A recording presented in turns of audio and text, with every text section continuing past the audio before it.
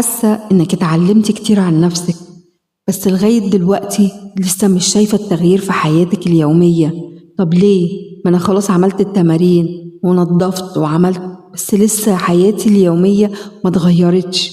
النهاردة هعلمك إزاي تحولي كل القوة الداخلية اللي احنا اتعلمناها واكتسبناها لحياة متوازنة وسعيدة.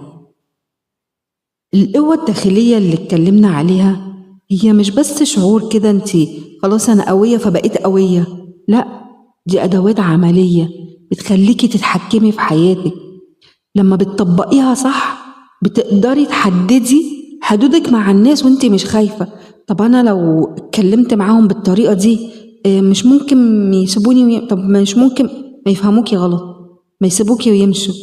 انتي لازم تحطي لنفسك حدود، لازم تبقي قوية في ردك مع الناس، لازم تبقي عارفة انت بتعملي ايه. انت مش عايشة كده وخلاص، لأ، اجعلي لك شخصية، خلي ليكي شخصية الناس تبقى عارفة دي انا ما ينفعش اقرب منها. انا لا دي صعبة، مش صعبة ان هو، لا، صعب ان انا اوصل لها بسهولة، صعب ان انا ادخل حياتها بسهولة. لا، اعملي لنفسك حدود. ازاي تتعاملي مع اي موقف صعب؟ بس خديه بهدوء. يعني اي حاجة صعبة، موقف، ما تاخدوش بانفعال وتوتر وتجري، لا، بهدوء، بهدوء. تعاملي مع الموقف بهدوء، لان هو في الاول والاخر موقف هو اتحطيتي فيه. خديه بهدوء جدا، تعاملي باتزان وفكري وابدأي عدي من 10 لواحد، بالعكس 10 9 وهكذا لغاية لما تهدي تبدأي تاخدي الموقف وتتعاملي فيه بهدوء. اختاري، وانت بتختاري كده في العلاقات، ده هيأذيني، لا لا لا، مفيش تعامل معاك. لكن انت هتريحني، اوكي. مش شرط يبقى حب، اي علاقة مع اي حد، وانت بتعيشي يومك قولي انا بعيش بطاقة وبعيش بسعادة حقيقية من جوايا. ابدأي قولي الكلام ده. انت هتخسري ايه؟ يعني انت عاجبك الوجع، عاجبك الحزن اللي انت فيه، عاجبك الطفيان بتاع وشك، عاجبك شعرك اللي بيقع، عاجبك اللي انت فيه ده؟ ابدأي قولي كده، قولي انا بعيش حياتي بطاقة وسعادة، سعادة حقيقية فعلا طالعة من قلبي. اسمعي مني، كل شعور سلبي انت اتعاملتي معاه كان غلط، ما كانش نقص منك، ده كان مجرد حاجة انت اتعلمتيها بالغلط. دلوقتي احنا بقينا ماسكين كده الامور من زمامها، عارفة اللي انت ماسكة كل حاجة بايدك كده في قبضة يدك، بقيتي بتحطي لحياتك قوانين جديدة. يعني ايه قوانين جديدة؟ يعني حاجات ما ينفعش حياتي اللي يدخل فيها يتعامل بيها كده. ليه؟ في درع قدامك، ما تنسيش الدرع اللي بيحميكي، اللي اتكلمنا عنه في الحلقة اللي فاتت. من دلوقتي ما بقاش في حاجة اسمها جلد للذات، لا، انا خلاص، انا بغفر لنفسي وبسامح لنفسي، ده ربنا بيغفر. هو انا هفضل اقف لنفسي على الواحدة؟ هو انا لو ما عملتش ده دلوقتي خلاص ايه المشكلة؟ جسمك عايز راحة، ارتاحي. جسمك عايز ينام، سيبيه ينام. جسمك عايز يخرج ويتفسح، نزليه وتفسحي مع نفسك. ما تستنيش حد، فوقي لنفسك، اعملي لنفسك كل حاجة هي عايزاها. اسعدي نفسك، عيشي وانتي مبسوطة وعيشي وانتي فرحانة. ابدأي ابني حياتك على أساس سلام جواكي وقوة حقيقية فعلا جواكي. يلا بينا نعملوا التمرين بتاعت الحلقة بتاعت النهاردة. عايزاكي تكتبي 3 مواقف يومية بتحسي فيها بالضغط والألم. 3 مواقف في اليوم، مثلا ما بلحقش اخلص شغل البيت، ما الولاد، جوزي اللي بحبه، اي 3 مواقف، امي معاملتها وحشة، ايا كان، شغلي، عليا ديون، اي حاجة في اليوم، 3 مواقف بس اكتبيهم في الورقة. ابدأي كده، قولي لكل موقف انا هتعامل معاك بالدرع بتاعي. عارفة يعني ايه؟ يعني انت معاكي درع واقي بس جواكي، حطي كل موقف من المواقف دي والدرع قدامه، شوفي نفسك هتتعاملي ازاي. قولي لنفسك انا مسيطرة، انا هختار رد فعلي صح، انا بختار السلام، بختار السلام الداخلي. ركزي على اللي جوه أهم، لأن اللي جوه هو اللي هيظبط اللي بره. كل يوم اعملي التمرين ده، اعمليه قبل الشغل. شوفي ايه اللي في الشغل بيضايقك اكتبيه. شوفي نفسك بتتعاملي ازاي في الشغل مع الناس. عايزة الناس في شغلك يقولوا دي اتغيرت، دي ما بقتش هي، دي بقت واحدة تانية.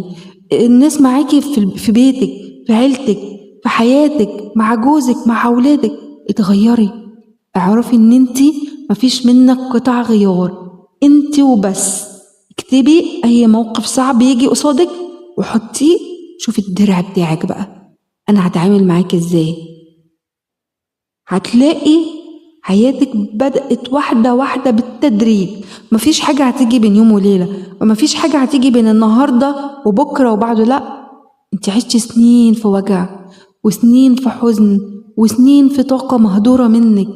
مش هيتصلح كل ده بين يوم وليلة، ده هياخد معاكي وقت. بس هتبدأي اطلعي أول سلمة، ابدأي أول درجة. أول لما هتبدأي تطلعي للتانية وللتالتة، وهتبدأي بقى خلاص مفيش وجع تاني. ليه؟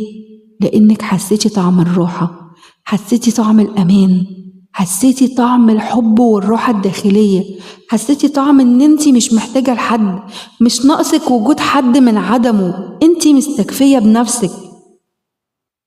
أنا مش محتاجة حد يديني السعادة، مش محتاجة حد يقولي حياتي أنا هعيشها إزاي، مش محتاجة حد يخلي دموعي تنزل وأكمل معاه وأسامحه وأبررله.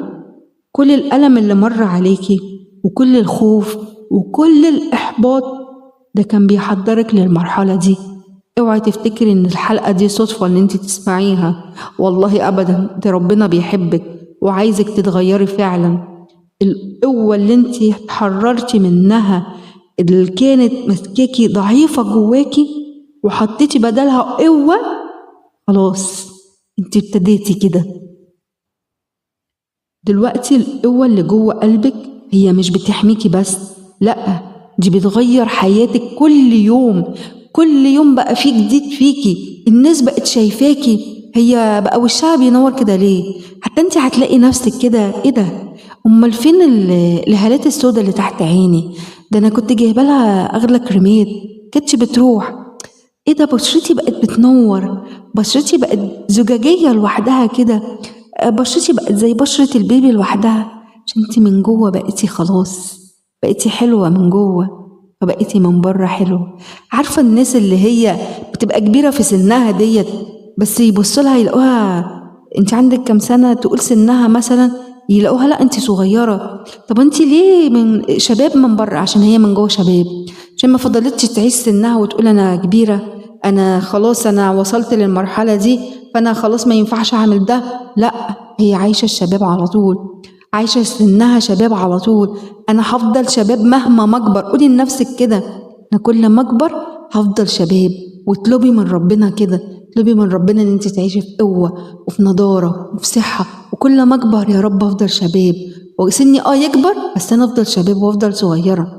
وافضلي صاحبي الناس الصغيرين في السن، ما تصاحبيش الناس الكبيرة كده العواجيز بقى، ان انا خلاص انا كبرت فانا مش هينفع. لا، عيشي حياتك، اتبسطي كده وخلي كده طاقة حب جواكي. عارفة طاقة الحب دي لما تبقى جواكي هتفضلي انت كده عايشة في راحة وسعادة.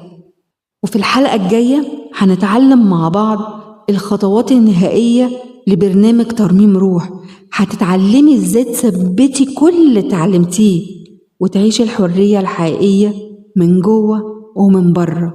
لو الحلقة دي خلتك تحسي انك بدأتي تتحكمي في حياتك، اكتبيلي في التعليقات انا مسيطرة على حياتي، واشتركي في القناة عشان نكمل رحلة ترميم روح حلقة بحلقة.